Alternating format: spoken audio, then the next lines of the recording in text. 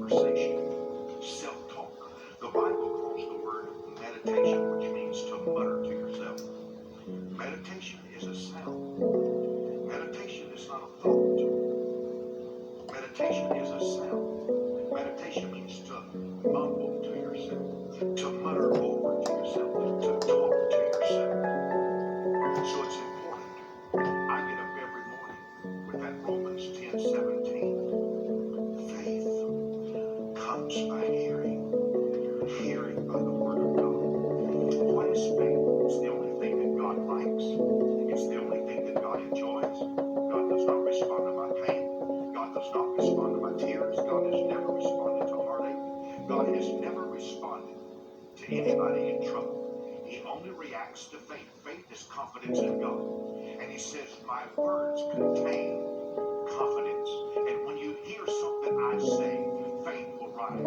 When you hear something I say, faith comes. Faith comes by hearing. Something I am hearing is deciding my faith. I have to hear something God would say. So I say what God says, so I can feel what God feels and have the faith of God. Your mind needs that. It's very critical. Most people are not protecting their mind. It's more fragile than anybody's telling you. Some of the greatest men on earth have lost the battle of the mind. The more creative you are, the greater your struggle with your mind. Winston Churchill, Abraham Lincoln, some of the greatest intellectuals on earth had trouble with their mind. I don't know what you're experiencing right now there at your house, on your job. I don't know if there's a fear that grows, because the only way to conquer fear is with faith. It's the only way. But your mind may be going through the fight of a lifetime.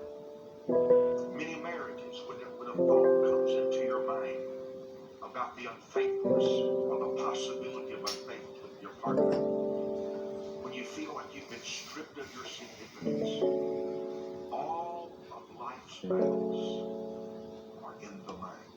There's a great book that you ought to read. It's Lance Armstrong's book called It's Not About the Bike. I keep 500 books with me every day of my life. They're in my e-book reader.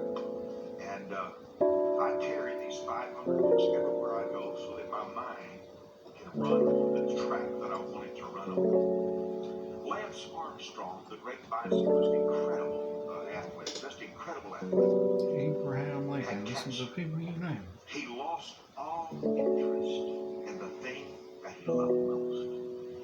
Day after day and week after week, until there was zero passion. And the things that he had once been excited about, he lost all interest in. And nobody Doesn't they respond on them? Nobody sees what you're experiencing. Sometimes most of us, we're calm, we look at each other, we talk, we converse, but inside, it's a volcano. We're thinking, I hope I can keep on track. I hope my life doesn't come apart. This is why the Word of God is so important. And a great man lost their mind to the spine. That you should write down to read aloud when your mind is in its greatest battle. The first is Psalms 119, the 119th Psalm. It's the longest chapter of the Bible. I consider it the most important chapter in the Bible. And then Psalms 91. He that dwelleth in the secret place of the Most High shall abide under the shadow of the Almighty. And then Psalms 37. It will wash your mind. It will renew your mind. And your mind will submit to the authority of God. When the words of God enter your mind, strength comes. The secret of strength is not determination. It's the absorption of words of God. Daniel said he spoke, and I was strengthened. He spoke, and I was strengthened. The third law that you must never forget is the law of recognition. The law of recognition. Write this down. Everything you want is supposed to be evaluated your recognition of it. Something you're not seeing is hurting you. Abraham Lincoln didn't lose his mind when he pointed out that was wrong. Did you hear about the gold rush back in the 1800s?